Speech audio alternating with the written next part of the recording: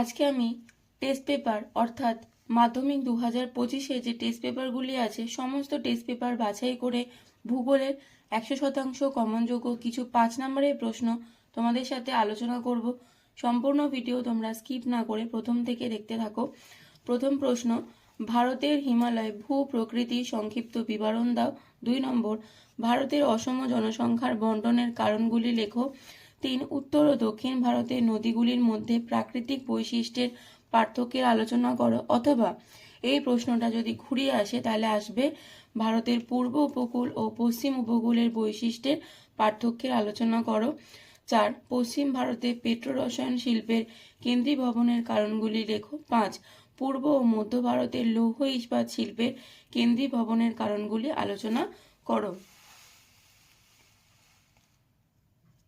6 নম্বর, ভারতের জলবায়ুর বৈশিষ্ট্যকে মৌসুমী বায়ু কিভাবে প্রভাবিত করে তা লেখো। অথবা এই প্রশ্নটা যদি একটু ঘুরিয়ে অন্যরকম ভাবে আসে তাহলে হবে ভারতের ঋতু বৈচিত্র্য কিভাবে মৌসুমী বায়ু দ্বারা নিয়ন্ত্রিত তা আলোচনা করো। 7 নম্বর, হিমবাহ ও জলধারের মিলিত কার্যের ফলে সৃষ্ট ভূমিরূপগুলি আলোচনা করো। 8, বায়ুমণ্ডলের স্ট্র্যাটোস্ফিয়ার ও ট্রপোস্ফিয়ারের সম্পর্কগুলি লেখো। অর্থাৎ এই দুটি যে স্তর, এই স্তরগুলো খুব ভালো করে পড়ো এবং তাদের যে সম্পর্ক সেটা কিন্তু এখানে লিখতে বলেছে।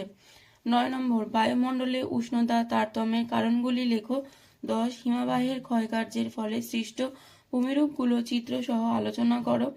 11, জোয়ার ভাটা সৃষ্টির কারণগুলি লেখো। 12, বায়ুচাপ বলয়ের সঙ্গে নিয়ত বায়ুপ্রবাহের সম্পর্ক চিত্রসহ আলোচনা করো। এই সবগুলোর ক্ষেত্রে কিন্তু চিত্র তোমাদের খুব ভালো করে প্র্যাকটিস করতে হবে। আজকের ভিডিওটা আমি এখানেই শেষ করলাম।